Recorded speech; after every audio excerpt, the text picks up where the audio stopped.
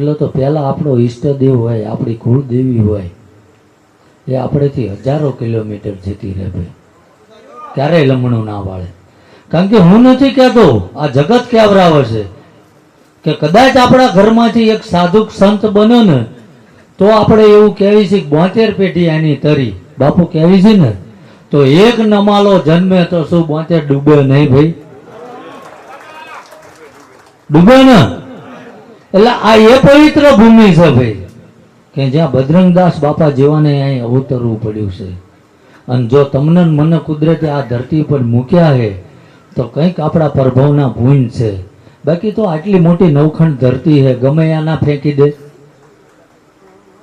એટલે માણસ એવું કે ને મને પાડોશી નડે છે ને મને મારા ભયું કંદડે છે, પણ માણસનું 7 જન્મારાનું કર્મ ભેગું થાય ને તારે ભાઈબંધ હગા